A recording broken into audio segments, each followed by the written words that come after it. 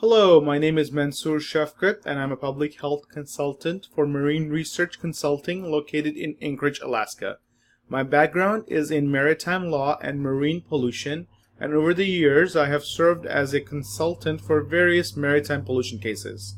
Today I would like to bring to attention the Northwest Passage, which is a sea route that connects the Atlantic and Pacific Oceans through the Canadian Arctic region. In the past, the Northwest Passage has been virtually impassable due to being covered by thick year-round sea ice.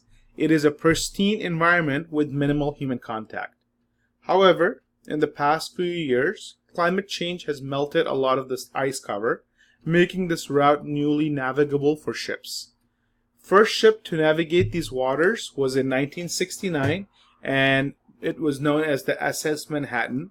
It had to be accompanied by a Canadian icebreaker known John A. Macdonald. The environmental impacts that need to be brought up with large amounts of passengers and crew members aboard on these cruise ships, they have the capacity to produce about 21,000 gallons of sewage every day. That is enough to fill 10 backyard swimming pools in a week, according to the U.S. Environmental Protection Agency. An average ship emits the same amount of sulfur dioxide as 13.1 million cars and as much soot as 1.06 million cars.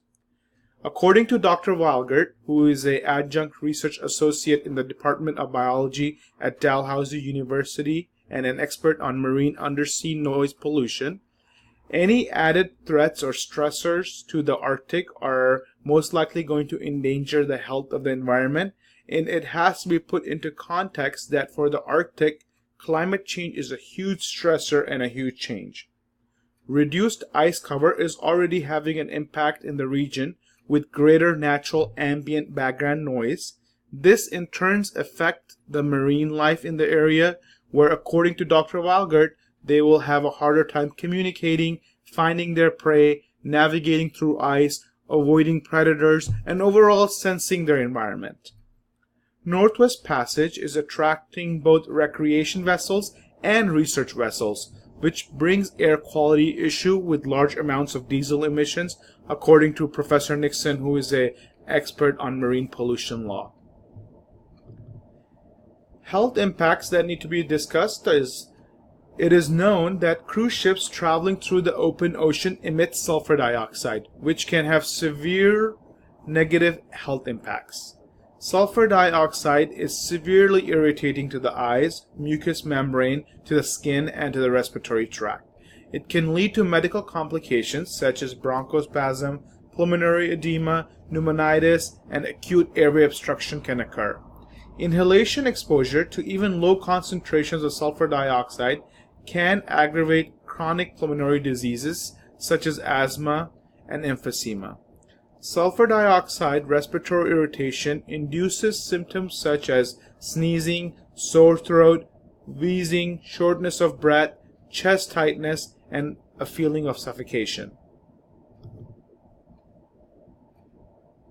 For the proposed actions and recommendations, cruise ships will need to continue to make important strides to improve their environmental policies, where green technologies such as solar panel, exhaust systems that help minimize emissions, advances in hull design that lets ship cut through the water more efficiently, cooking oil conversion system, and energy efficient appliances will need to be made a priority on these built ships.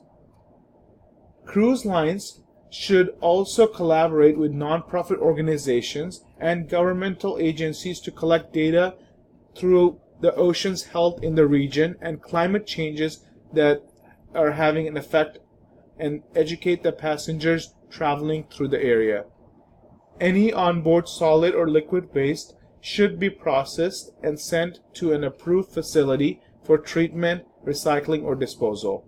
Employees of various cruise lines should attend mandatory trainings courses on shipboard waste management, and it is equally important for these ships to have environmental officers who raise awareness of the potential environmental impacts of onboard practices. Thank you.